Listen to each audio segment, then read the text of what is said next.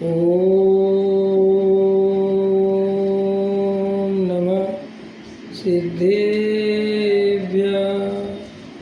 ओम नमः सिद्धेभ्यः। ओम नमः सिद्धेभ्यः। नमः समय साराय स्वानुभूत्या चकासिते चित्त स्वभावाय भावाय सर्वभावान्तरचिदे अनंत धर्मणस्तत्वं पश्यन्ति प्रत्यगात्मना अनेकान्तमयी मूर्ति नित्यमेव प्रकाशितां वन्दे तु सव्यसिद्धि ध्रुवमचलमणोभवं गतिं पत्ये मोक्षामि समयपाहुण मृण्मो शुद्ध केवली वरदं संतप्यमानस शांत हो जिनके गुणों के गान में वे वर्धमान महान जिन विचरे हमारे। समय सार परमागम गाथा अपन 11 यहाँ प्रारंभ करेंगे। 8 गाथा तक हो गई है, 9वीं 10वीं भी थोड़ी पढ़ेंगे, फिर 11वीं से अपन चर्चा करेंगे। समय सार की 8 गाथाओं में जो विषय है वो अपन सबके ख्याल में होगा। एक बार उसका अपन रिवीजन भी कर लेंगे। उसके पहले आज जो सुबह के प्रवचन में जो चर्चा आई थी, जो आज का प्रवचन डिलीट हो गया है, उसका कुछ विषय थोड़ा बहुत याद है तो अपन उस पर चर्चा करते हैं। देखो, धर्म, सच्चा धर्म, आत्मा का अनुभव बहुत दुर्लभ है। ये बात किसी भी कीमत पर नहीं भूलना कि ये जो आत्मा की अनुभूति है, जो सच्चा धर्म है, वो बहुत दुर्लभ है प्राप्त करना।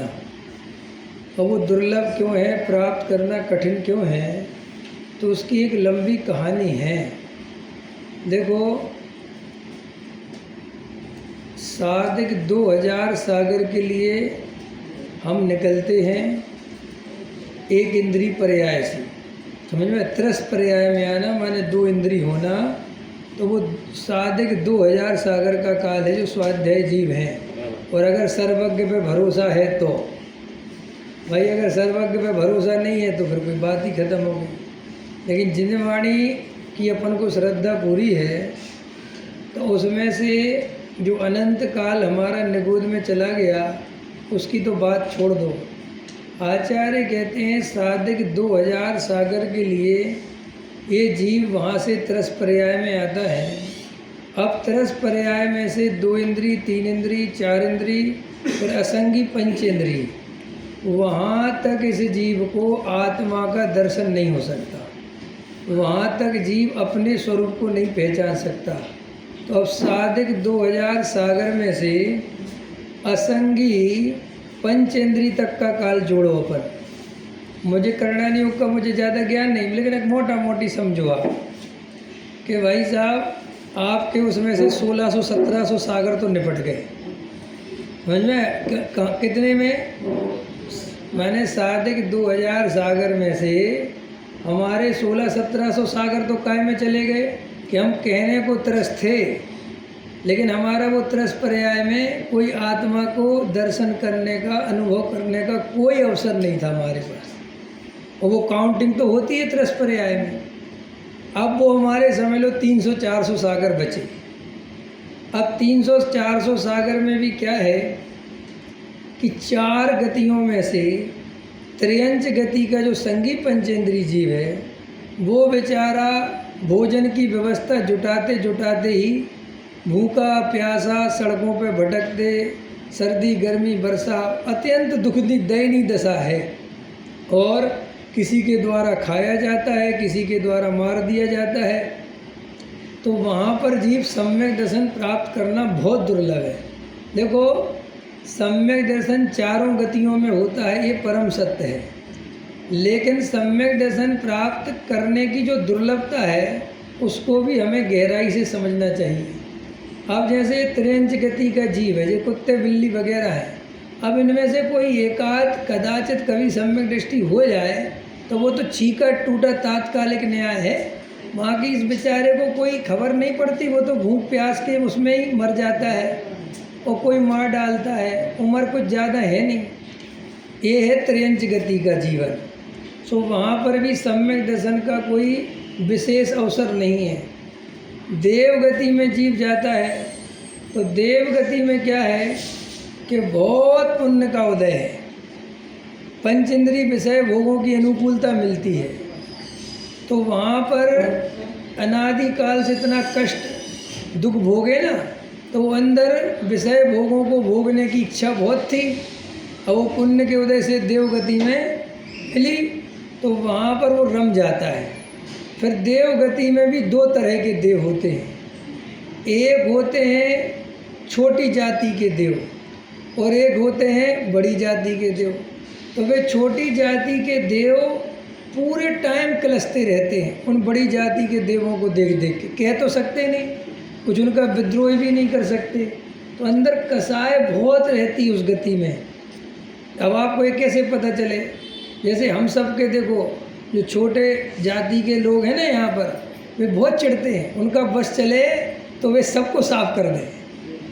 समझ में? रोज़ अपन अखबारों में पढ़ते हैं, टीवी में देखते हैं कि हम गुलाम हैं, हम पर अत्याचार हो रहा है, तो तकलीफ़ तो बहुत है ना। तो यहाँ तो कम से कम थोड़ा बहुत बोल भी सकते। देव गति में तो उनने कहा चल हाथी बन जा, तो बेचारा हाथी बना। उनने कहा दरवाजे पे खड़ा रहे, तो खड़ा हुआ है। तो देव गति में भी दो कैटेगरी हैं। एक कैटेगरी मानसिक दुखों की बहुत है, सुबह वो किलसता ही रहता है। समझ में आया कि नहीं आया? और कुसंस्कार लेके तो गया ही है, क्योंकि छोटी जाति का देव तभी होता है जब यहाँ कुसंस्कार हो, माने कुदेव कुधर्म का सेवन करता हो। वो कैसा है कि मंदता है तो वहाँ भूत यक्ष पिशाच राक्षस वो पड़े होंगे, सब भेद ये हो जाता है वहाँ। तो वो एक तो वे देव कलसते रहते हैं। फिर जो ऊपर क्लास के देव हैं, तो उनमें से जो सम्यक दृष्टि, उनकी तो अपन बात ही नहीं कर रहे। जो मिथ्या दृष्टि हैं वे बेचारे पंच इंद्रिय के विषय भोगों में डूबे रहते हैं, और जब वो मरने का समय आता है तो वे भोग छूटते देखते हैं तो बहुत आकुलता होती है, और एक इंद्रिय की पर्याय में फिर चले जाते हैं। ये तो देवगति से वापस लौटारी हो गई, वे पहुँच गए वापस। समझ में? अब नरक गति में आ जाओ। नरक गति में इतना दुख है, इतने डंडे पड़ते हैं जीव को कि वहाँ सांस लेने की फुर्सत नहीं है। सम्यक दर्शन कहाँ से लेगा? अब आपको कहोगे साहब होता तो होना है, हमें भी पता है, लेकिन वो बहुत रेयर जीवों को हो पाता है। वहाँ तकलीफ ही तकलीफ भोगता रहता है। और इन तीन गतियों में कोई भी देव शास्त्र गुरु का समागम नहीं मिलता। समझ में? कोई उसको वहाँ समझाने, कोई कहने वाला बताने वाला कुछ है नहीं, तो अपना पड़ा रहता है। तो ये तो तीन गतियों का काल है, ठीक है? तो इन तीन गतियों का काल भी अपन जोड़ लें तो समझ लो आपके 19 सागर, 19.5 सागर निपट गए, और भी निपट गए जितने निपट गए। अब आपके 10, 20, 50 सागर बचे। हाँ, केवल साधित वाला जो समय, हाँ वो ठीक है, करना योग वाला हिसाब लगा लेना। अब हम तो सीधा अपन समझ लें कि अब वो सार्धिक 2000 सागर वाला जो लास्ट का टाइम पीरियड है, उसके लिए जीव मनुष्य पर्याय में आता है। अब मनुष्य पर्याय में भी कितनी प्रॉब्लम है? एक प्रॉब्लम नहीं है, बहुत प्रॉब्लम है। कि क्यों? कि साहब अगर हम मनुष्य तो हुए, लेकिन हम कुगुरु कुदेव कुधर्म के कुल में पैदा हो गए, तो मनुष्य भाव बर्बाद गया। मनुष्य होकर भी अगर हमने कुगुरु कुदेव कुधर्म का सेवन करा तो हमारा पूरा भाव चला गया। अब अपन विचार करो, मनुष्य भाव में कुगुरु कुदेव कुधर्म में जन्म लेने वाले कितने मनुष्य हैं? और सच्चे देव शास्त्र गुरु वाले में जन्म लेने वाले कितने लोग हैं। अब सच्चे देव शास्त्र गुरु वालों को भी छांट लो, जो भाग्य से दिगंबर कुल में पैदा हो गए, जिनने इसमें कोई मेहनत नहीं करी, बस पिछले जन्म का पुण्य काम कर गया कि हम दिगंबर हो गए। अब यहाँ दिगंबर हो गए, लेकिन पाप के उदय से पैसा नहीं आया, पुण्य का उदय नहीं रहा, तो वो पैसा जोड़ने में बहुत चला गया, कहने को दिगंबर, और वीतरागी भगवान के दर्शन करता है, लेकिन वो रुपया पैसे मकान बनाने की व्यवस्था में उसका पूरा भाव खर्च हो गया, उसका भी भाव गया। अब किसी के पास पुण्य का उदय भी है, दिगंबर भी है और सेठ है, तो मानादिक के पहाड़ पे चढ़ गया कि मैं तो बड़ा सेठ हूँ, मैं तो मंदिर बनाता हूँ, मैं तो दान देता हूँ, तो बेचारे का भाव चला गया। अब मान के चलो कोई मंद कसाई जीव है, देखना कितना खतरनाक है सम्यक दर्शन। माने अपन देखेंगे तो बाप रे कहेंगे सम्मिशन तो वास्तव में कितना दुर्लभ है। अब मान के चलो किसी की मंद कसाय है, तो बेचारा मंद कसाय के कारण ज़्यादा कसाय मंदों ने त्याग व्रत में तो गया, लेकिन स्वाध्याय नहीं किया, देवशास्त्र गुरु का स्वरूप नहीं समझा, सो कुगुरु की सेवा में लग गया। अब कुगुरु की सेवा में लग गया, सो उसको उन कुगुरु ने कुपदेश दे दिया, सो बेचारे का फिर भाव गया। एक तो ये भाव मिलना ही कितना दुर्लभ, पहले तो ये समझो कि हमने कितनी बाधाएं पार करी यहाँ तक आने के लिए, वो हमें को नहीं पता, क्योंकि अपन की एक नेचर है, जब अपने दुखों के दिन निकल जाते हैं और जब अपन के सुखों के दिन आ जाते हैं तो अपन भूल जाते हैं कि हम यहाँ तक आए कैसे। समझ में आया कि नहीं आया? तो अपन को अपने पिछले जन्मों की करनी तो याद है नहीं, पिछले जन्मों की दुख तकलीफ तो याद है नहीं कि हम कैसे यहाँ तक पहुँचे हैं। तो ये आचार्य भगवंत कहते हैं कि यही महादुर्लभ है यहाँ तक पहुँचना। अब यहाँ कर पहुँचने के बाद क्या क्या हमने आपको स्थिति समझाई। पूज्य गुरुदेव श्री इस बात को ऐसा लेते थे कि भगवान आत्मा की बात काने पढ़ना मुश्किल है, माने वो अनुभव आ जाए वो तुम छोड़ो, एक बात की बात है, वो सब तुम्हारे कान में कि मैं भगवान आत्मा हूँ, मैं नौ कर्म द्रव्य कर्म भाव कर्म से भिन्न चेतन हूँ, ये बात ही सुनने मिल जाए तो समझ लो कुछ बहुत ही पुण्य है तुम्हारा। अब आचार्य कहते कि साहब ऐसा पुण्य ही किसी किसी जीव के होता है, माने करोड़ों में से एक ऐसा पुण्य। तो साहब हमारा तो आ गया तो हम तो मोक्ष चले जाएंगे। वो कहते नहीं, यहाँ से अगर अब तुम सम्यक पुरुषार्थ करो और कहीं अटको नहीं, कहीं भटको नहीं, और इस त्रिकाली ध्रुव की तरफ टिक जाओ, तो हो सकता है ये दुर्लभ। समझ गए? पहले तो करोड़ों में से यहाँ छटके आए तो यहाँ कानों पड़ जाए, ये मुश्किल। काने पड़ गई और उसमें से 1 लाख के काने पड़ी तो उसमें से एक सम्यक दृष्टि होगा, परिणमित, माने सुनने तक ही सुमित है, और परिणमित होना तो उसमें से भी दुर्लभ है। और खतरनाक बात सुनो, हम जब तक परिणमित नहीं होंगे तब तक 4 गति से नहीं छूटेंगे, और टाइम पीरियड लिमिटेड है। परिणमित हो सके तो हो जाए, और अगर नहीं हुए तो वापस काल फिर निगोद में जाए। ये हमारी एक छोटी सी कहानी है हम सबकी। अब देखो, अब हम चर्चा किस पे करनी चाहिए हम लोगों को। आपने वो सारी बाधाएं तो पार कर ली और भगवान आत्मा हमारे काने भी पड़ गया।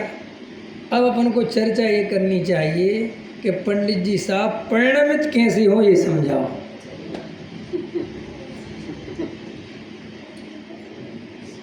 क्या चर्चा करनी चाहिए? और परिणमित नहीं होने के उनने 2 कारण बताए शास्त्रों के हिसाब से, फिर मैं आपको उसका विस्तार करके बता। 2 कारण कौन से बताए? उनने कहा जीव को जब ये परिणमित होने का अवसर मिलता है तो ये 2 चीज़ों में फंस जाता है। एक क्षयोपम ज्ञान में और एक क्रियाकांड में। दो, आप समझ गए? पढ़ने में धोने का अवसर मिला था, हमारे पास अवसर कि हम पढ़ने में धो सकते थे, लेकिन हम समाज की जो व्यवस्था बनी हुई है वो ऐसी बनी हुई है कि वो हमें पढ़ने में धो ही नहीं पाते। एक तो घर गृहस्थी का बंधन, वो अपने आप में एक बड़ी मुसीबत है। फिर दूसरी मुसीबत मंदिरों का बंधन, वो बड़ी मुसीबत है।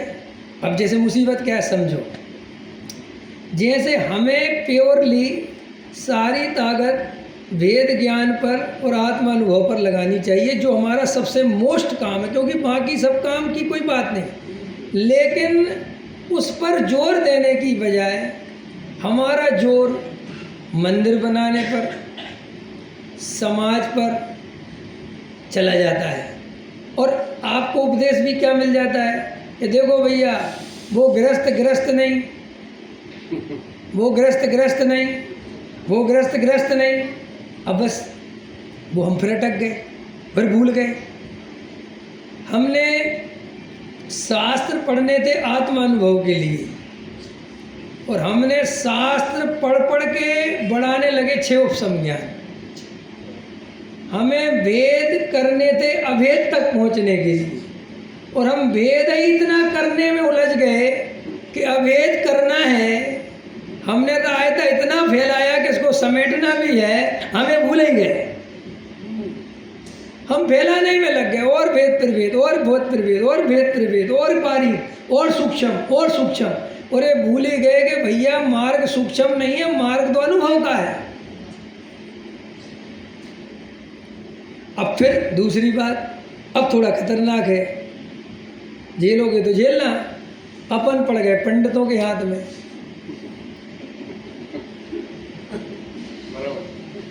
आप वो जब आप पढ़ोगे, भाई कोई आदमी पढ़ाई लिखाई वाले आदमी के पास में पढ़ जाए तो पढ़ाने का काम करता है, पढ़ो ये करो, पढ़ो और समझो और पढ़ो। वास्तव में प्रश्न ये है कि परिणमित कैसे होना है, ये भूल क्या चल रही वो बताओ ना साहब। क्योंकि जो मूल प्रयोजन तत्व है वो हमें सब आता है। एक भी यहाँ से नहीं बैठा जो आप में से मूलभूत प्रयोजन नहीं जानता हो, एक व्यक्ति नहीं बैठा होगा। और अगर एक आध बैठा भी होगा तो हम उस एक के चक्कर में जो बाकी के 99 उनको क्या करें। लेकिन हमारा रस 99 में नहीं है, एक में है। हम सबकी चिंता क्या है बोलो। एक स्वाध्याय में मैंने कहा था, सारे लोगों को नई पीढ़ी की चिंता है, सारे लोगों को बहुओं की, बिटियों की, बेटों की, सबकी चिंता है, लेकिन किसी को जिन बूढ़ों की चिंता नहीं है। सब इनकी तरफ भी देखो कि साहब इनने 20 साल 30 साल निकाल दिए जीवन के और इनको सम्यक दर्शन नहीं हुआ, तो इन पे भी तो ध्यान दो। ऐसा लगता है सब पाला घेरने में लगे हैं कि जो गिर गया उसको तो साइड में करो और नए को देखो। जैसे दुकानदार होता है, दुकान चलाई किसी ने, जैसे दुकान चलाई, ग्राहक आया, पहला ग्राहक, आओ साहब आओ, बैठो देखो, और वो देखने लगा तो बस इससे बात खत्म हो गई, तो फंस गया। अब दूसरे पे ध्यान दो। ऐसे हमारा क्या है कि साहब हमें ये जीवन हमारा काय में चला गया। देखो किसी का जीवन क्षयोपम ज्ञान बढ़ाने में चला गया, शास्त्रों में उलझ गया जीव। अब अन्यथा मत लेना एक भी बात, अन्यथा लोगे तो मेरी कोई जिम्मेदारी नहीं। मैं जिस प्रयोजन से, जिस अभिप्राय से बोल रहा हूँ उसी से समझना तो समझ में आएगा। देखो अगर आप में से कोई कह रहा नहीं साहब हम तो बिल्कुल नहीं, वेरी गुड, हम आपके लिए बोल ही नहीं रहे, इसलिए आप बुरा मत मानना। भाई डॉक्टर तो कैंसर की बुराई कर रहा है, तुम्हें कैंसर नहीं है तो तुम्हें परेशान होने की जरूरत नहीं है, लेकिन कैंसर की तो बुराई होगी। क्षयोपम ज्ञान से कोई आत्मकल्याण नहीं होता, ये परम सत्य है। और अगर तुम्हारे इसमें पेट में दर्द होता है तो तुम्हारी क्षयोपम ज्ञान में उपादेय बुद्धि है। दया दान पूजा भक्ति से कोई धर्म नहीं होता। अगर ये सुन के पेट में दर्द होता है तो तुम्हारी उपादेय बुद्धि है उसमें। बिल्कुल समझ में आ रहा है क्या कह रहे? देखो भाई, पहले इस दुर्लभता को समझो, बातों का काम नहीं। बड़े पंडित साहब एक बात बहुत अच्छी बोलते थे, बातों का काम नहीं, काम की बात करो। उनसे जैसे मिलने जाओगे ना तो आप फॉर्मेलिटी करोगे ना तो तुरंत बोलते थे काम की बात बोलो या जाओ, क्योंकि समझ जाते थे कि टाइम पास करने आए हैं। तो कई लोग कहते हम आप तो आपके दर्शन करने आए, तो कहते कर लिए चलो जाओ। ऐसा क्यों करते थे कि भाई तेरे पास कुछ है नहीं, हमारा उपयोग और मलिन करेगा, लेना एक न देना तो हम क्या तेरे, या तो कुछ बात हो तो बता, कि नहीं साहब आपसे मिलने का हो तो मिल लिया। तो काम की बात समझो। देखो, व्यवहार का उपदेश बहुत है, व्यवहार की चर्चा बहुत है, सत्य का उपदेश बहुत कम है। सत्य का उपदेश हमें सुनने नहीं मिलता, और मिलता है तो हमें पसंद नहीं आता। हमें व्यवहार का उपदेश बहुत पसंद आता है कि नहीं? हमारा रस व्यवहार का, स्वाध्याय सुनते के निश्चय का। ऐसा व्यवहार भी जरूरी है। देखो डॉक्टर साहब ले रहे थे, परसों का प्रवचन था, बहुत मार्मिक प्रवचन था, बहुत मार्मिक। उस पर स्वाध्याय हो भी गया, मैंने लिया वो सारा विषय, लेकिन अब सब लोग तो नहीं सुनते होंगे। उसमें लिया था, कल ही लिया था कि साहब तू निमित्त के नाम पे बहुत खराब कर रहा है, तुझे यही नहीं पता कि निमित्त असली कौन है। तो पंच कल्याणक में भाग रहा है, लेकिन पंच कल्याणक में वो देवी देवताओं का नाचना कूदना इंद्राणी का वो कोई सम्मेलन में निमित्त नहीं है।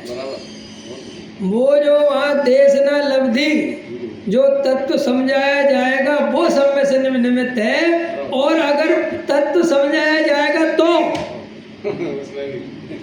उसमें भी खतरनाक है।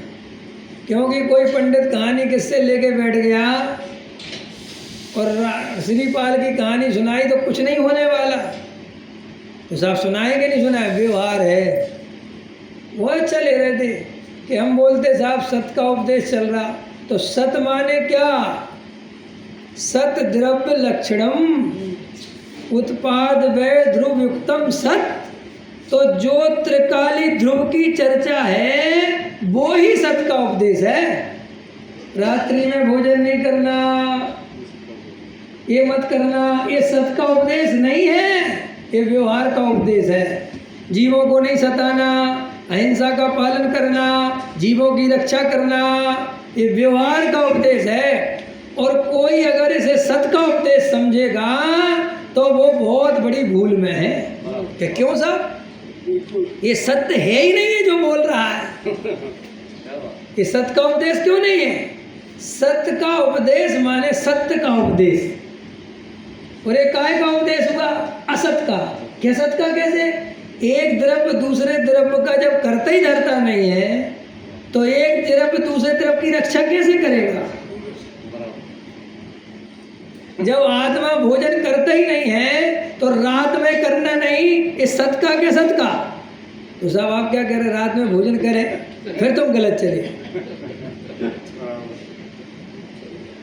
देखो, जब तक ये पर्याय दृष्टि से हम सुनेंगे हमें सम्यक दर्शन नहीं होगा, और हमें प्रवचन इसलिए नहीं समझ में आ रहा सम्यक दर्शन का विषय, क्योंकि हम पर्याय को नज़र में रखते हैं, हम पर्याय छोड़ते नहीं। जैसे हमने कहा आत्मा रात बात में नहीं खाता, भाई आत्मा खाने वाला ही नहीं है। तो इस पर क्या ध्यान देना कि उस त्रिकाली ध्रुव की तरफ देखना, और हमारा ध्यान उस तरफ ना जाके इस तरफ जाता। पंडित जी ऐसे मत बोलो वरना लोग रात में खाने, तुम्हें हमेशा दूसरे की चिंता क्यों है? सारे जगत को सुधारने का ठेका क्यों ले रखा है?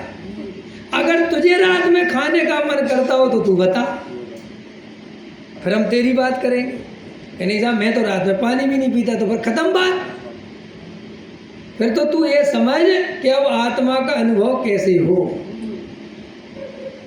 समझ में आ रहा कि नहीं आ रहा? तो सत का उपदेश बहुत दुर्लभ है। हम जितने प्रवचन सुनते हैं उसमें से 95% प्रवचन व्यवहार के होते हैं। कि साहब क्या बात करते हो, करणान योग पर सारे प्रवचन व्यवहार के हैं, प्रथमान योग के सारे प्रवचन व्यवहार के हैं, और कौन सा चरणान योग के सारे प्रवचन व्यवहार के हैं, द्रव्यान योग में भी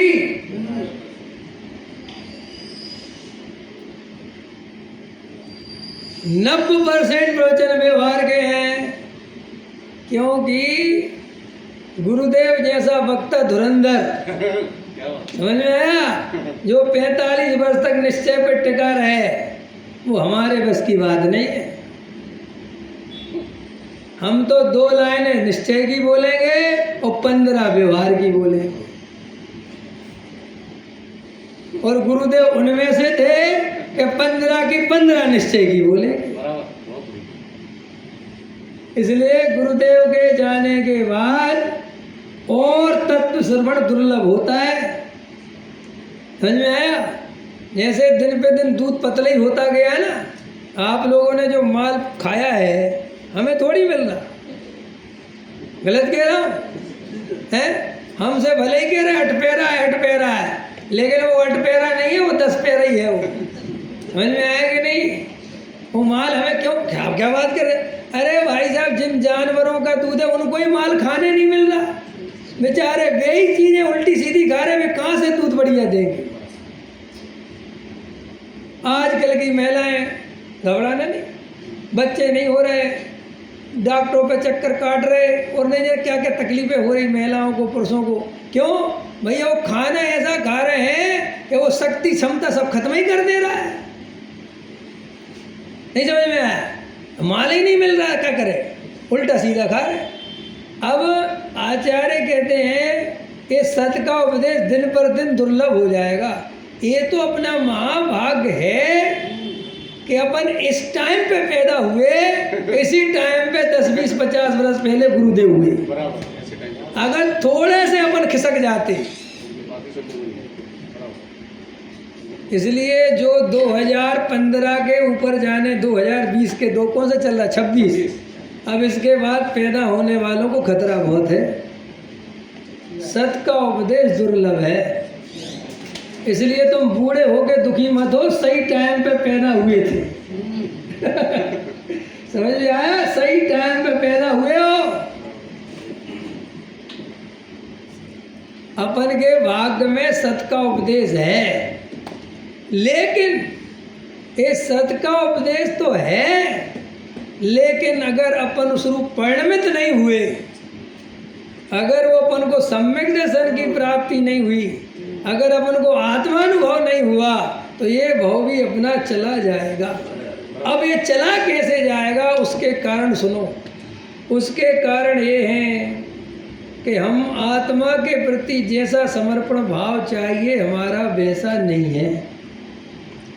अब हम समर्पण का अर्थ नहीं समझते। पहली बात, समर्पण का अर्थ होता है कि अंदर में हमारी रुचि एक त्रिकाली ध्रुव भगवान आत्मा की पक्की होनी चाहिए। उसके प्रति हमें अंदर में कुछ और दिखना ही नहीं चाहिए। हमारा अपनापन केवल अपनी आत्मा में होना चाहिए। रुपया, पैसा, मकान, दुकान, स्त्री, पुत्र, कुटुंब, परिवार, इनका क्या करें पंडित साहब? ये हमारी वर्तमान पर्याय की कमजोरी के कारण, समझना ध्यान से, ये सबकी सल्ह रहती है कि साहब हमें बहुत रुचि है लेकिन हम करें क्या? ये तुम्हें चारित्र का और श्रद्धा का भेद पता नहीं होने के कारण ये सल्ह खड़ी होती है। भाई बिल्कुल स्त्री, पुत्र, मकान, दुकान के प्रति राग है, पैसा कमाने का राग है, ये सम्यक दर्शन में बाधक नहीं है। इसकी रुचि सम्यक दर्शन में बाधक। अभी अंतर नहीं समझ में आता मनोज जी, ये रुचि का क्या करें? समझ में आया कि नहीं आया? देखो भाई, हम सब अभी कोई मुनिराज के गुणस्थान में तो पहुँचे नहीं, और ना पंचम गुण स्थान में पहुँचे। तो साहब चौथे पहुंचा दोगे क्या? अभी चौथे में भी नहीं पहुंचे। हाँ, चौथे में पहुंचाने की बात चल रही है। अब मजेदार बात है, बात चल रही चौथे की और हम सपने देख रहे छठवें की। ये हमारी प्रॉब्लम है। इस चक्कर में हमें चौथे की बात समझ में नहीं आती, क्योंकि हमारे दिमाग में वो छठवा पांचवा छठवा घूम रहा है। हम अपनी रुचि नहीं समझ पा रहे कि हमारी रुचि कायम है, क्योंकि हमें रुचि का और चारित्र का भेद ही नहीं पता। जैसे मुझे खाने पीने की रुचि है तो हम समझते सब मिथ्या दृष्टि है। अब जबकि खाने पीने की रुचि तो चारित्र मोह का परिणाम है। तो फिर श्रद्धा क्या चीज है साहब? श्रद्धा का काम है अपनापन। यहाँ रुचि का अर्थ राग नहीं है, और हम रुचि का अर्थ राग समझते हैं। क्योंकि लोक में जो रुचि शब्द का उपयोग होता है वो राग के अर्थ में होता है। साहब इनकी नाटक देखने में बहुत रुचि है, तो हम सोचते साहब रुचि है। साहब इनकी खाने पीने में बहुत रुचि है, पंडित जी की चाय पीने में बहुत रुचि है ना? अब लेकिन चाय पीने में रुचि है, लेकिन चाय में अपनापन थोड़ी है मेरा। ऐसा कौन यहाँ बैठा है जो चाय में अपनापन करता है भाई? आपकी साड़ी में रुचि हो सकती है, लेकिन ये साड़ी में हूं, और अगर ये साड़ी में कोई आग लगा देगा तो मेरे में आग लग जाएगी। ऐसा कोई मूर्ख बैठा है तो बताओ। तो साहब फिर क्या है भाई? ये चारित्र गुण की विपरीतता, माने वो विकारी पर्याय, कमजोरी, इसके कारण हमारी आहार, भय, मैथुन, परिग्रह, ये 4 प्रकार की संज्ञाएं जीव के साथ चल रही हैं। और इनका स्वरूप ऐसा है कि जब तक जीव अपने स्वरूप में स्थित नहीं होगा, लीन नहीं होगा, तब तक ये संज्ञाएं आसानी से नहीं छूटेंगी। इसमें क्या क्या बात है? तो साहब ये तो बड़ी गजब बात हो गई। तो हम कमाने, मकाने, दुकान, इन सब में लगे रहें, ये सब में जैसे में बाधक नहीं है, बिल्कुल नहीं है। तो फिर साहब क्या बाधक है? इनमें एकत्व, ममत्व, कर्तृत्व और भोक्तृत्व, ये बाधक है। तो साहब ये बात हम तो फिर अब तोड़ें कैसे? अब हमें एकत्व तो तोड़ना नहीं आता, हमारी प्रॉब्लम है। हमारे दिमाग में क्या भरा हुआ है कि एकत्व तभी टूटेगा जब ये चीज़ छूटेगी, और छूटेगी तब एकत्व टूटा, हम तब मानेंगे। समझ में आ रही कि नहीं आ रही? इसके कारण हम सम्मेलन प्राप्त नहीं कर पा रहे। एक तो ये असली कारण हमारी अंदर की मिथ्या मान्यता। अब दूसरी बात, सम्यक दर्शन प्राप्त करने के लिए गहरा तत्व विचार चाहिए। एकांत में स्वयं से गहरा तत्व विचार करे तो तत्व निर्णय हो, और तत्व निर्णय से वस्तु स्वरूप की क्लियरिटी हो तो सम्यक दर्शन हो। उसके लिए हमारे पास समय नहीं है। क्यों नहीं है साहब? क्योंकि हम धर्म के लिए जो समय निकालते हैं वो समय हमारा शुभ भाव और क्रियाकांड खा जाता है।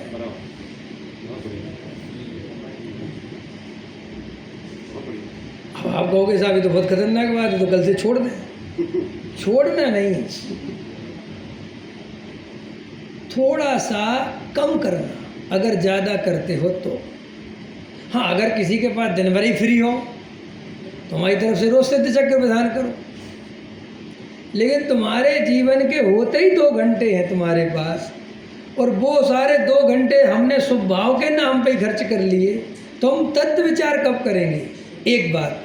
दूसरी बात, हमारी ऐसी स्थिति है कि हम ज़्यादा देर तक धर्म में नहीं लग सकते।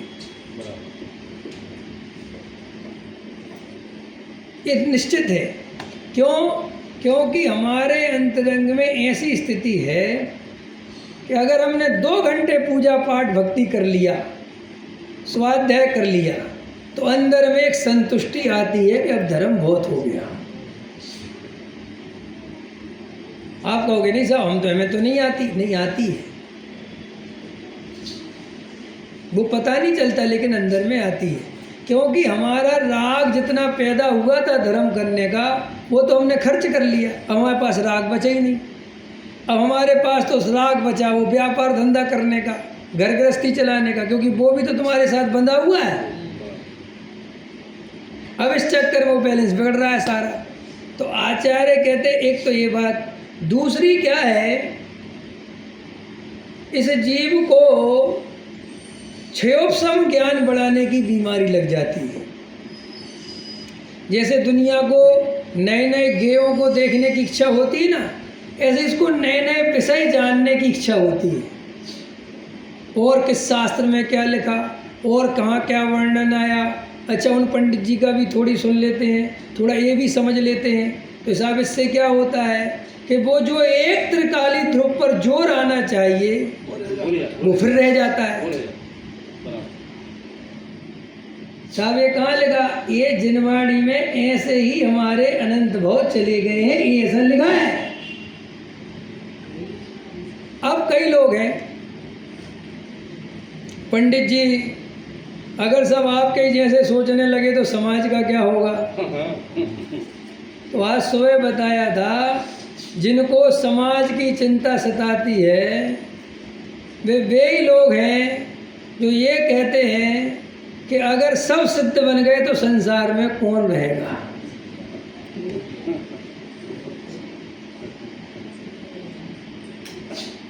हमारे माथे कोई भार नहीं है भैया, हम किसी के करता धरता नहीं है।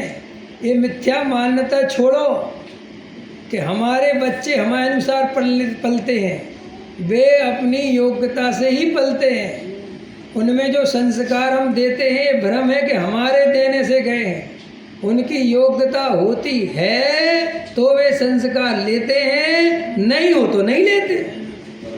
अब गजब की बात है, भाग्य से घर परिवार वाले लोग हमारे अनुसार परिणमन करें तो इसको लगता है ये सब हमारे कारण हो रहा है। आया समझ में कि नहीं। देखो ये जगत तो जैसा चलता है चलता है, इस जगत को तो अपन कुछ नहीं कर सकते। अपन तो अपने ही त्रिकाली ध्रुव भगवान आत्मा की अनुभूति कर सकते हैं। जगत का परिणमन अपन कराने वाले हैं ही नहीं। ये पक्का अंदर में 100% निर्णय होना चाहिए। समाज का क्या होगा, मंदिर का क्या होगा, ये सब चिंताएं बिल्कुल व्यर्थ की हैं। और अगर आते भी हैं विकल्प तो कोई बात नहीं, भूमिका के अनुसार ऐसे विकल्प आते हैं, लेकिन अंदर में इसमें कर्तृत्व का भाव नहीं रहना चाहिए। बिल्कुल अंदर भाव पक्का निर्णय होना चाहिए कि जिस द्रव्य का जो परिणमन जैसा होना है वो अपने स्वयं काल में अपनी योग्यता से हुए बिना रहता नहीं है। देखो कितने जीव हैं, 20-20, 25-25, 30-30 साल जीवन में निकल गए, लेकिन सम्यक दर्शन लक्ष्य नहीं बना पाए, त्रिकाली ध्रुव लक्ष्य में नहीं आ पाया। मुमुक्षु बनकर भी 20 साल से शिविरों में जा रहे हैं, लेकिन अपने को पहचानने में गलती हो गई। क्यों गलती हो गई कि साहब क्या हुआ कि अगर तूने 20 साल में वस्तु स्वरूप समझा था तो तुझे ये समझ में आ जाना था कि अब बाहर में कुछ नहीं है, अब अंदर में समाने का समय है। 70 साल की उम्र में इतनी गर्मी में इधर से उधर भागता है, समझ में आया कि नहीं। तो काहे के लिए भाग रहा है। तुमने 30 साल में ये नहीं समझा कि त्रिकाली ध्रुव का ही लक्ष्य है, आत्मा की अनुभूति का। कि नहीं साहब, थोड़ा नया नया विषय सुनने मिलता है और अच्छे नए नए विद्वान आते हैं, वो हमें और नया नया बताते हैं।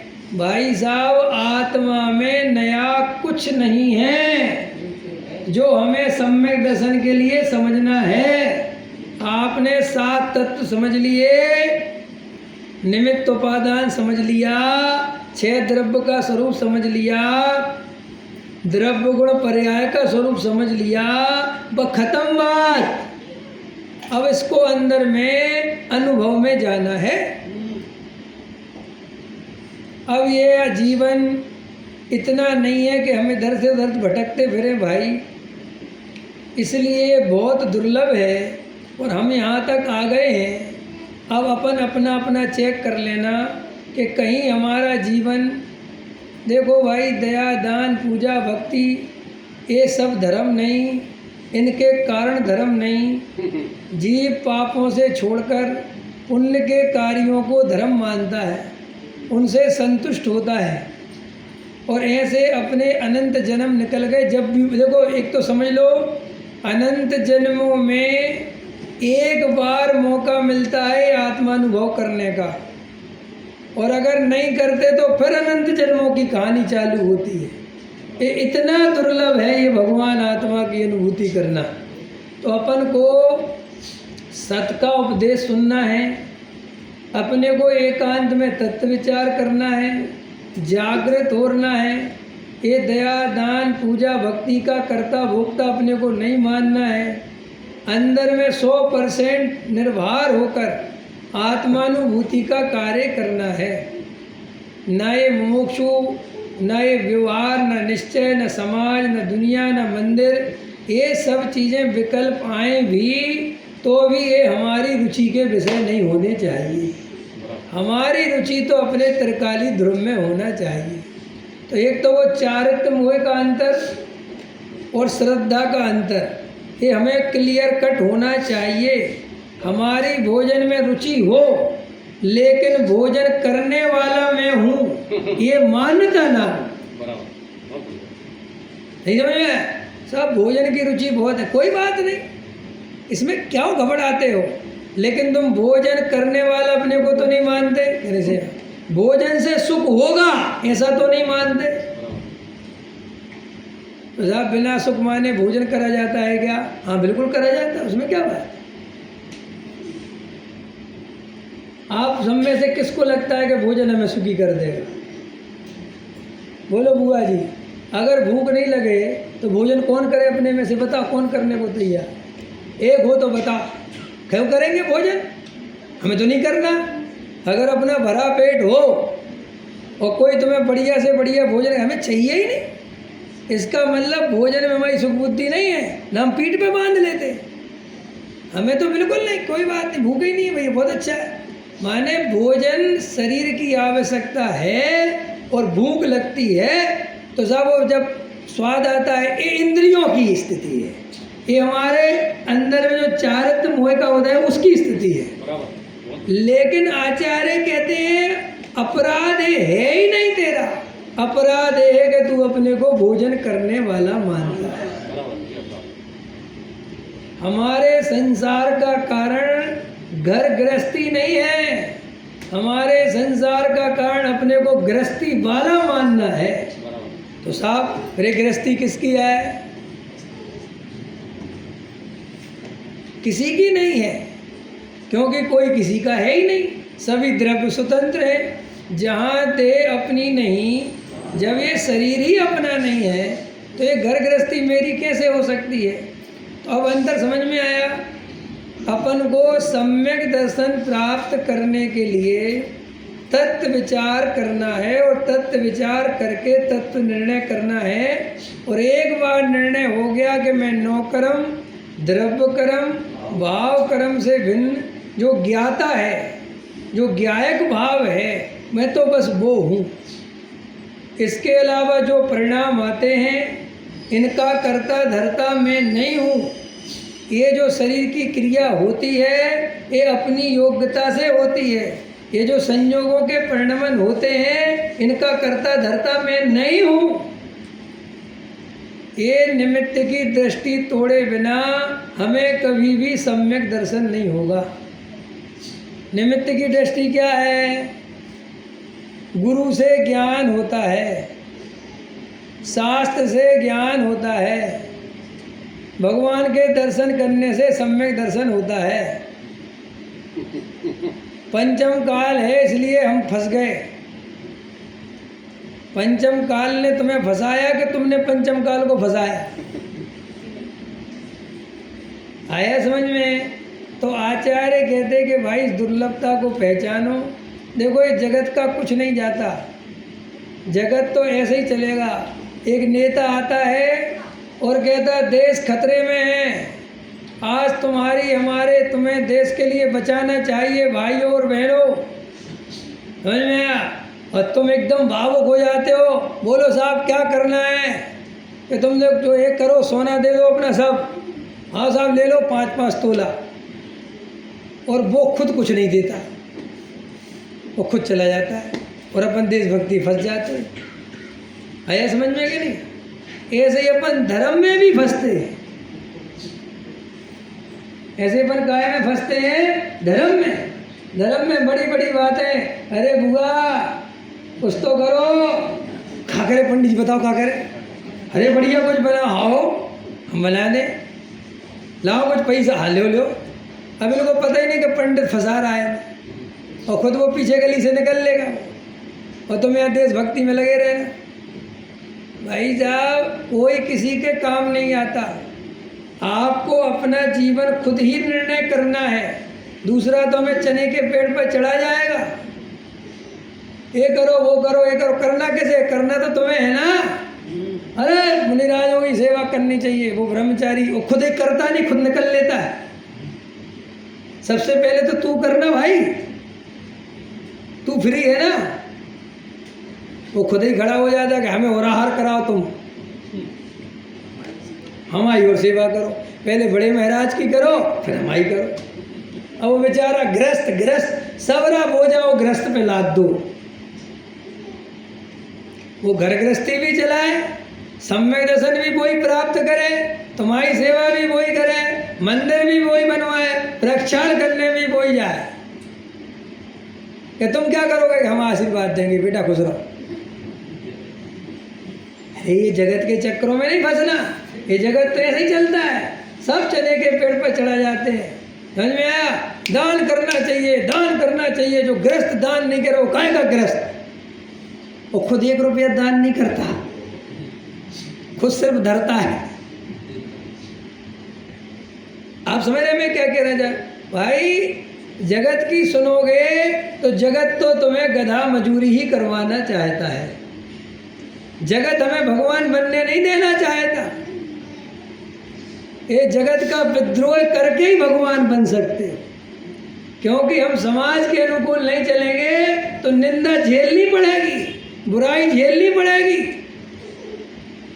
लेकिन वो निंदा और बुराई झेलना ना पड़े इसके चक्कर में हम भौ खत्म कर लेते हैं। क्या कहेंगे लोग?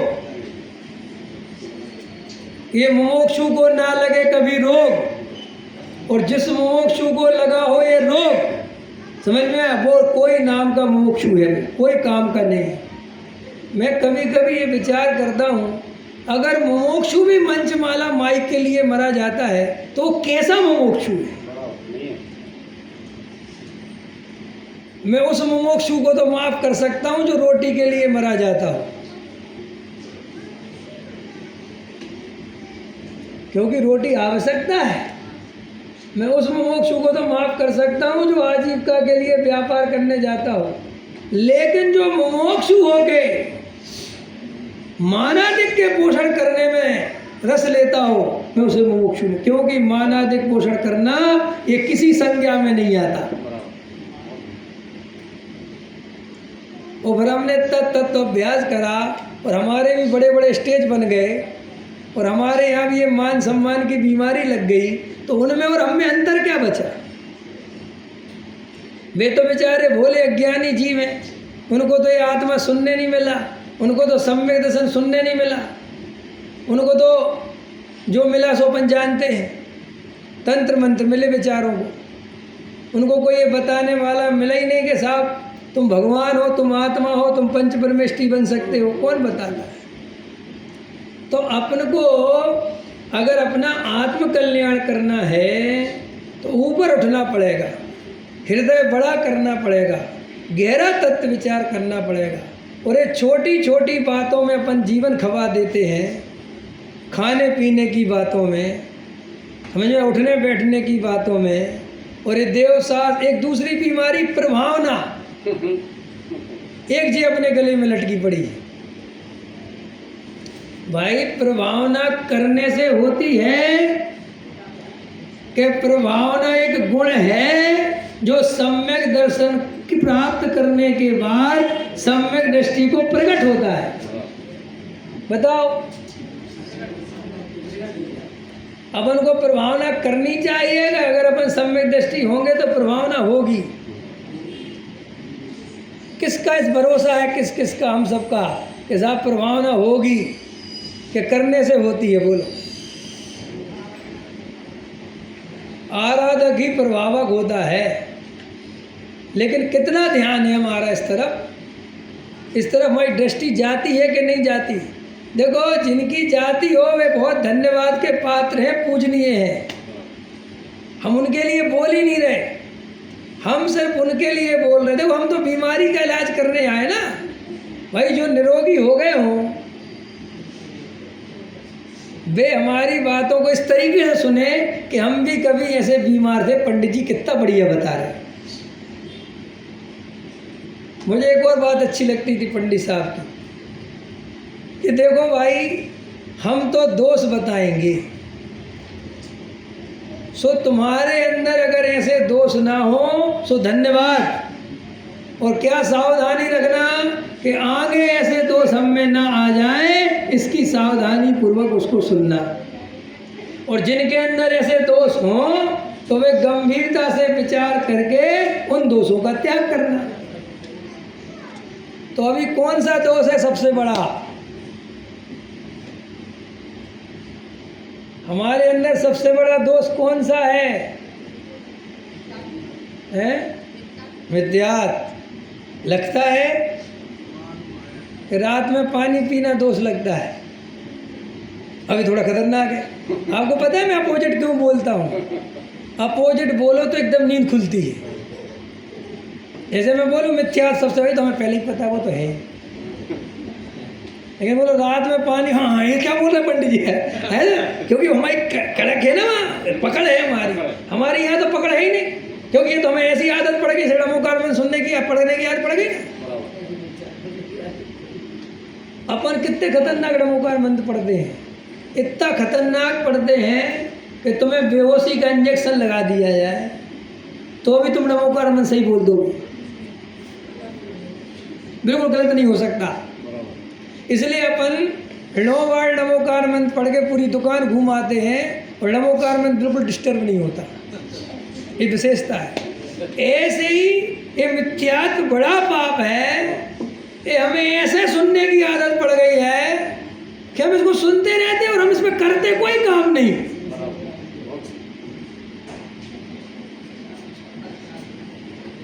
अभी लेकिन मैं दूसरी बात बता दूं कि रात में पानी पीना भाई साहब बहुत बड़ा पाप है। गारंटी से तुम सब विचार करो। आज तो देखो पंडित जी ने बहुत बात, आज तो रात में पानी पी के तो बहुत बड़ा पाप करते।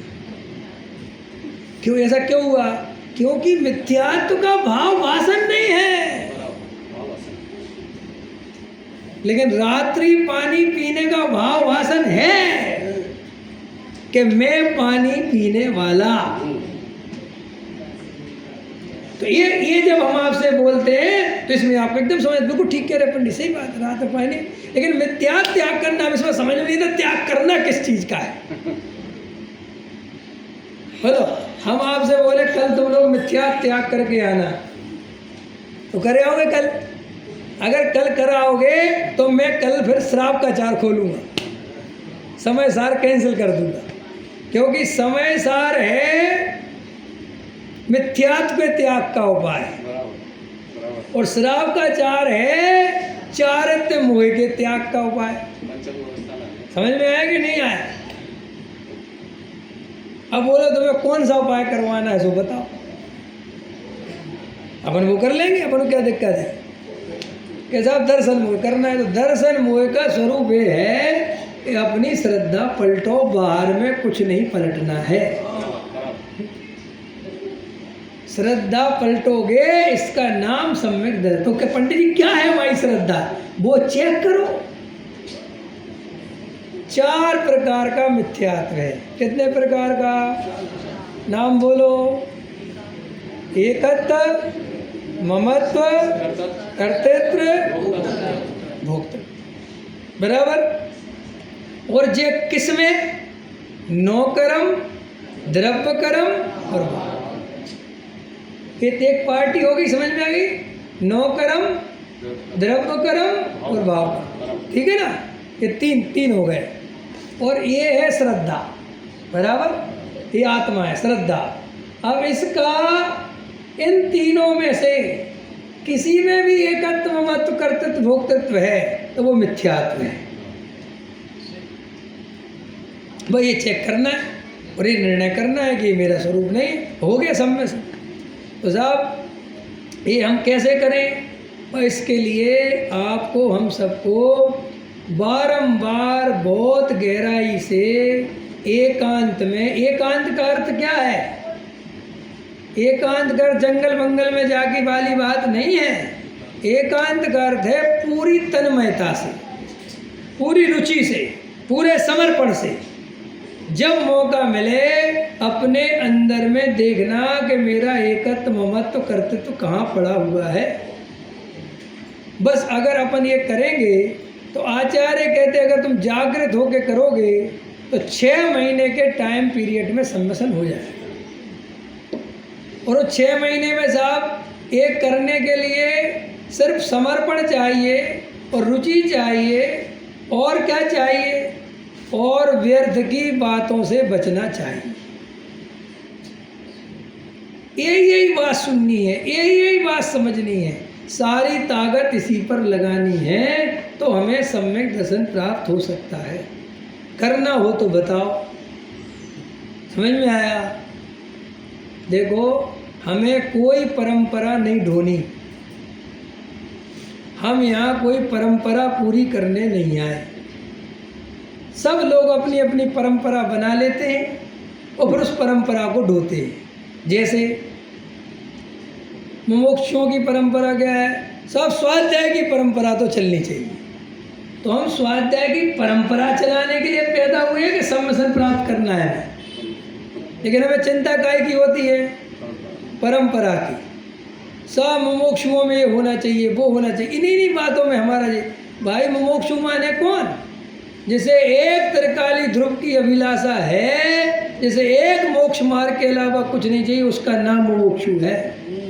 जिसे समाज की चिंता है, मंदिर बनाना, घर बनाना, ये करना, वो करना, प्रभावना करना, सारे इन बातों में कोई दम नहीं है। पूरा अपना लक्ष्य एक त्रिकाली ध्रुव बनाना। तो साहब ये कैसे होगा? अगर होने की योग्यता होगी तो होगा। पूज्य गुरुदेव श्री जब ऐसी बात करते थे तो लोग कहते थे कि फिर आप मंदिर क्यों बनवाते हैं? तो गुरुदेव श्री क्या जवाब देते थे? कौन कहता है कि मैं बनवाता हूँ भाई?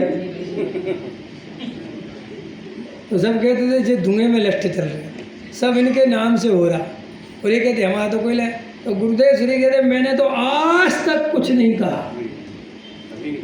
ऐसे परिणमन होने की योग्यता है, जीवों को ऐसे भाव आते हैं और इस भूमिका में आए सो हम कुछ कहते नहीं।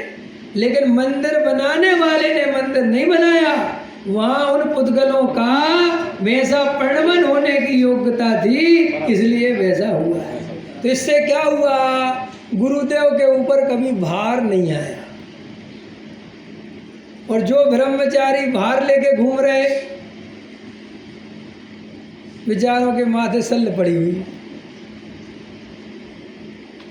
क्योंकि अंदर में कर्तृत्व नहीं गया। हमारे गुरुदेव श्री की चेहरे के आनंद की दशा 45 वर्षों में कभी उनका खिलखिलाना बंद नहीं हुआ, और आजकल के नकली ब्रह्मचारियों का रोना बंद नहीं होता। क्यों? कि माथे भार लेके बैठे हैं, टेंशन लेके बैठे हैं, आकुलता लेके बैठे हैं, आश्रम के संचालक बन के बैठे हैं, दान की चिंता सता रही है। आया समझ में? तो अपन को कर्तृत्व नहीं चाहिए, किसी कीमत पर जगत की चिंता नहीं चाहिए, तो ही सम्यक दर्शन हो सकता है। वरना ये भाव भी हमारा चला जाएगा, क्योंकि ये दुर्लभ बहुत है। और इसका प्रमाण क्या है? ये सम्यक दर्शन दुर्लभ है। मनीष जी, इसका प्रमाण क्या है? बताओ। हुआ नहीं एक उत्तर, और बताओ आप लोग। चार का तीर का भ्रमण नहीं रुका गया। नहीं, वो तो फल पे आ गए। मैं तो दूसरी बात कह रहा हूँ, ये सम्यक दर्शन दुर्लभ है, इसका प्रमाण कैसे जाना कि दुर्लभ है?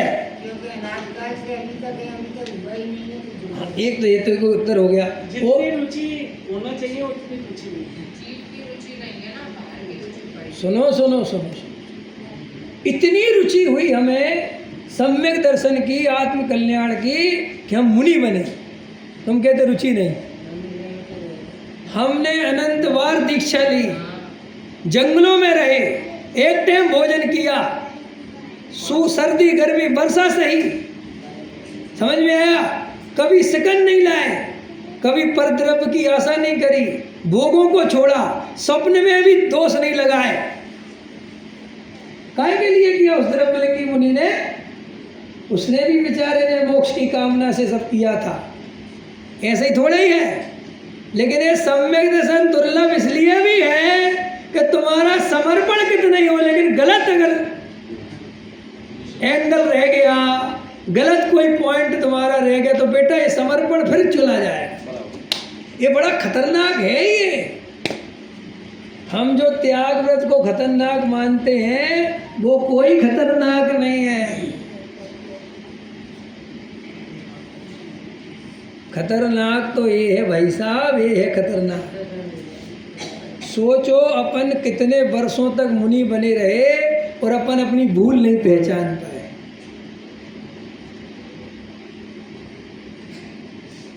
अभी हमारे दिमाग में क्या है? अभी भी क्या भूल है? बोलो, अभी भी जो हमें संवेदन नहीं हो रहा, क्या भूल है? बताओ बताओ, कोई बता सकता है तो?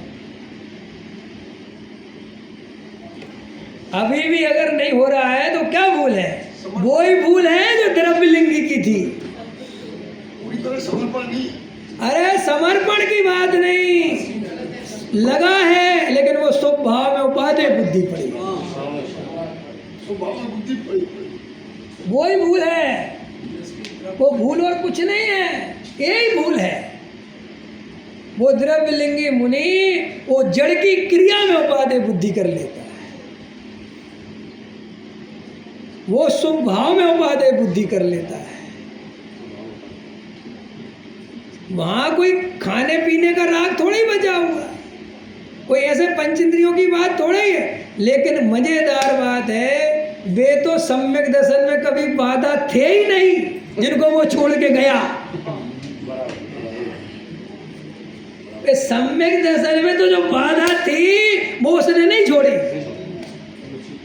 ऐसे ही अपन भी वही काम कर रहे हैं। अपन में मुनि बनने की ताकत नहीं ना, बन गए होते अपन, और कई बन भी गए। बन के घूम रहे कि नहीं घूम रहे? नकली की असली अपन वो बाद में करेंगे, लेकिन घूम रहे ना। ये तो अपन को ये स्वाध्याय करने से ये तो समझ में आ गया कि मुनि बनना इतना आसान नहीं है ना। अपन भी ऐसे ऐसे मंद कसाई जीव है ना, कब के निकल लेते। लेकिन शुभ भाव में से उपादेय बुद्धि नहीं टूटती, क्रिया में से धर्म बुद्धि नहीं टूटती। यही बाधक है। समाज मेरा, मुमुक्षु मेरे, पंथ मेरा, मंदिर मेरा, इस सब में उपादेय बुद्धि नहीं टूटती। ये असली बाधक है सम्यक दर्शन में। वे जो भरत जी, जो रामचंद्र जी युद्ध के काल में भी सम्यक दृष्टि थे, उसका मात्र एक कारण था कि उनकी दृष्टि में निर्णय था कि मैं युद्ध करने वाला नहीं।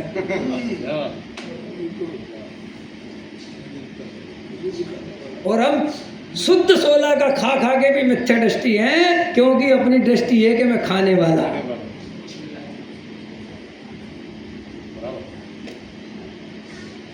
और ये हिसाब किताब चल रहा है। देख लो, नहीं चल रहा हो तो अंदर में देखो, अपन निर्णय करो। किसी दूसरे की बात थोड़ी हम खुद करें ना अपने बारे में, किसी से क्या मतलब है। एक स्वाध्याय होगा, अब तो ध्यान नहीं मेरे को, उसमें मैंने बात करी थी कि भाई साहब, अगर किसी जीव को ज़्यादा ही त्याग व्रत नियम व्रत संयम की याद आती है तो उसे ये याद करना चाहिए पहले कि मेरी दृष्टि सम्यक है कि नहीं, क्योंकि मैंने अनंत बार किया है, मुझे इस तरफ नहीं, मुझे एक सम्यक निर्णय की तरफ जाना है, ये बाद में हो जाएगा। पहले अपनी ताकत आत्मा के अनुभव में लगाओ, जो होगा देखा जाएगा। भाई साहब गुरुदेव श्री ऐसा कहते थे, अगर ये जीव आत्मानुभूति कर ले, सम्यसन प्राप्त कर ले तो 100% गारंटी हो गई कि वे जीव मुक्ति को प्राप्त करेगा। लेकिन सम्यक दर्शन के बिना पक्का द्रव्यलिंग बन के भी कोई गारंटी नहीं होती मोक्ष की। बोलो साहब, तो पहले ताकत क्या लगाना, और दूसरी ताकत अपन लगाते 6 उपसम बढ़ाने में, सो वो भी भूल के मत लगाना। तो साहब दिन भर उपयोग, भाई साहब उपयोग की चिंता नहीं, दिन भर आत्मा का चिंतन करो, रात और दिन अपने आत्म स्वरूप की रमणता का उपयोग करो, कोई बात नहीं। भाई साहब समय सार सुनो, समय सार पढ़ो, समय सार ध्याओ, रात और दिन भेद ज्ञान करो। बाकी उपयोग की बात है तो सहज पढ़ो, कोई दिक्कत नहीं, शास्त्रों को पढ़ो, कोई दिक्कत नहीं, लेकिन दृष्टि रखो कि यहाँ कोई धर्म वरम नहीं है। उपयोग की बात है ना, उपयोग है, जाता है, पढ़ते हैं, उसमें क्या बात। जैसे अपन बाजार से निकलते हैं, दुनिया भर की दुकानें अपना ज्ञान का ये बनती हैं, लेकिन 100% निर्णय रहता है कि हाँ हमारी कोई दुकान ऐसे अपन पढ़े, उसमें क्या बात है, कहाँ क्या बात आई, क्या चर्चा आई, पढ़ो समझो, लेकिन उसमें उपादेय बुद्धि नहीं और उलझना नहीं। पकड़ में आया। भाई साहब मैं ऐसे जीवों को जानता हूँ, द्रव्य नियोग पढ़ते पढ़ते करुणा नियोग के मार्ग में गए और वहाँ ऐसा रस आ गया कि वे द्रव्य नियोग भूल गए। उनसे कहो कि भाई साहब समय सार पढ़ाओ, वो कहते नहीं, हम तो कर्म प्रकृति पढ़ाए, समय सार पढ़ाने वाले तो बहुत है। तो तुम्हारा रस चला गया इसका मतलब, और इसमें से रस चला गया माने फिर वो 6 उपसम ज्ञान के पहाड़ पे चढ़ गया। देखो अगर लोगों को ये लगता है कि स्वाध्याय अन्य ग्रंथों का करने का निषेध करते तो हम कभी नहीं कर सकते, क्योंकि हम जिस गुरु के शिष्य हैं, हमारे गुरु और परंपरा गुरु और अपर गुरु पूज्य गुरुदेव श्री और डॉक्टर भारल साहब दोनों ही पढ़ने लिखने में माहिर थे, लेकिन दोनों की दृष्टि त्रिकाली की रही। ये चाहिए मुझे। देखो गुरुदेव श्री इतना स्वाध्याय करते थे आप कल्पना नहीं कर सकते, हम तुम क्या करेंगे उनके साथ, लेकिन उन्होंने अपने जीवन में अपने प्रवचनों में इतना पढ़ने के बाद भी हमेशा मुख्यता त्रिकाली ध्रुव की रखी। उनने कभी ऐसा नहीं करा जैसा हम करते हैं कि जो विषय आज पढ़ लिया बस वही प्रवचन में सुना दिया। यही तो मुझे गुरुदेव की महिमा बहुत आती है, इसीलिए तो मुझे उनकी बहुत याद आती है कि देखो कैसे थे गुरुदेव। कहो आज उनने 4 घंटे दिन भर श्राप का 4 का स्वाध्याय करा, तो भाई साहब प्रवचन में क्या आना चाहिए, क्या आना चाहिए बताओ।